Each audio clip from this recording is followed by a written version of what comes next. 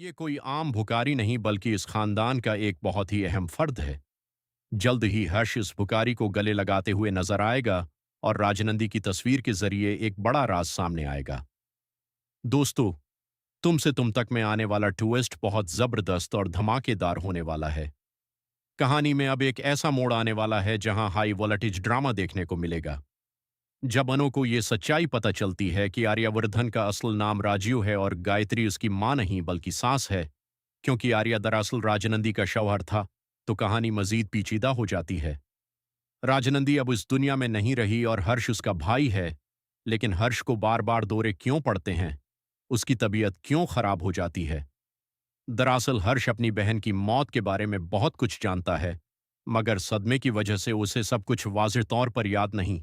उसीलिए वो आज भी कुछ जगहों और यादों से खौफजदा रहता है। दूसरी तरफ अनु ने अब आर्या को कबूल कर लिया है और उसे ठुकराया नहीं, जिससे आर्या बहुत खुश है। लेकिन जब अनु नील को घर लेकर आती है तो आर्या उसे दिल्ली छोड़ने का कहता है। अनु को उम्मीद थी कि आर्या नील और समरण की शादी में मदद करेगा, मगर वो साफ इनकार कर देता है, क्योंकि नील भी इसी खानदान से जुड़ा हुआ है। वो इस मुलाजिम का बेटा है जो इस घर में काम करता है। अब सवाल यह है कि इतने राज उनसे क्यों छिपाए जा रहे हैं? असल में अभी पूरी सच्चाई सामने नहीं आई।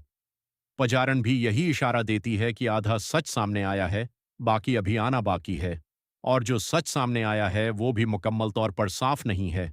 आर्या जितना मासूम दिखाई देता है, इतना है नहीं। असल खेल वही खेल रहा है। अभी तो शायद आपको इससे हमदर्दी हो, मगर जब असल वलन सामने आएगा तो सब हैरान रह जाएंगे। आने वाली किस्तों में वही भुकारी आर्या के घर आएगा। राजनंदी की तस्वीर देखकर वो खौफजदा हो जाएगा। हर्ष उसे देखकर हैरान हो जाएगा और उसे कुछ पुरानी बातें याद आने लगेंगी। गायत्री भी उसे देखकर शाक में आ जाएगी। तीनों एक दूसरे को गले लगाते नजर आएंगे।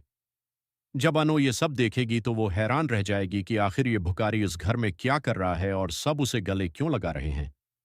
मगर एक बार फिर अनु राजनंदी की तस्वीर नहीं देख पाएगी। कहानी में आगे बहुत से बड़े ट्विस्ट और राज खुलने वाले हैं जो सबको चौंका देंगे। आप क्या सोचते हैं? क्या राजनंदी की मौत का सच जल्द सामने आना चाहिए? हमें कमेंट में जरूर बताएं।